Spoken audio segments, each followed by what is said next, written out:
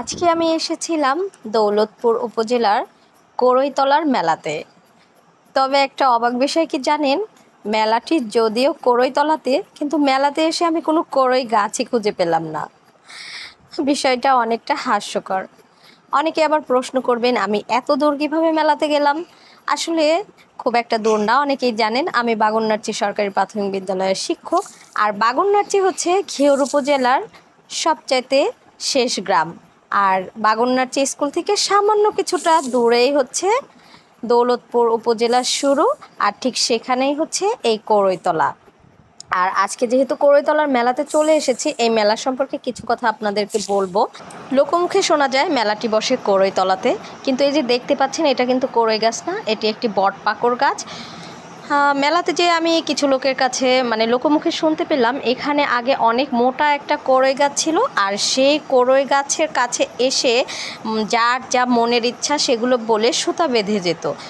তখন নাকি তাদের সেই মনের আশাগুলো পূর্ণ হতো। সেই থেকে তারা এই কড়ই গাছটাকে পূজা করত। একটা সময় হঠাৎ করে আগুন লেগে সেই কড়ই গাছটা পুড়ে যায়।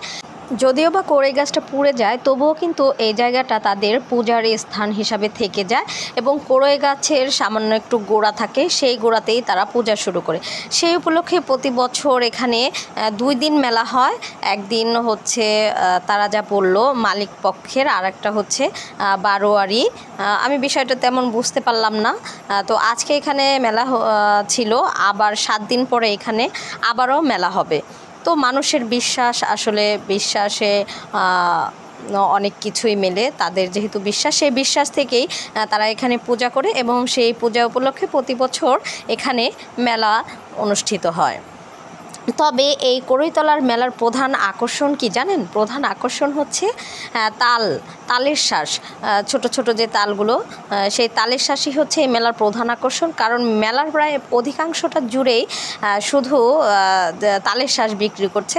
তাছাড়া মেলাতে বিভিন্ন ধরনের আমিত্তি, সন্দেশ, মিষ্টি, ঝালমুড়ি, চটপটি, একটা মেলাতে স্বাভাবিক যা যা থাকে, এবং কিছু কিছু কসমেটিক্স আইটেমও আছে।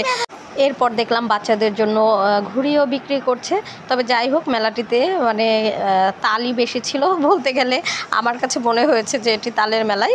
আর আমার কাছেও মেলাতে যে ভালো লাগলো, একটা এলাকার লোকমুখের যে কাহিনী, সেই কাহিনীটা আমি জানতে পারলাম। আর আপনাদের কাছে ভিডিওটি কেমন লাগলো অবশ্যই কমেন্ট করে জানাবেন। আজকে ভিডিওটি এই পর্যন্তই ছিল। সবাই ভালো থাকবেন, সুস্থ থাকবেন। আল্লাহ হাফেজ।